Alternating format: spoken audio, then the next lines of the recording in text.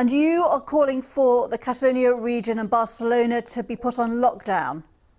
Absolutely. This is because our experts and all the scientists that are helping us are saying that this only can be stopped if we really lock down and if we really confine all the population at home. And what is the central government's reason for not doing that? Well, they are saying that is not needed. They say that is preferably to maintain open airports and ports, etc. And we think that this is not the best solution. We think that only if we confine ourselves at home, if we stay at home, if we take care of ourselves, this fight against the coronavirus could be won.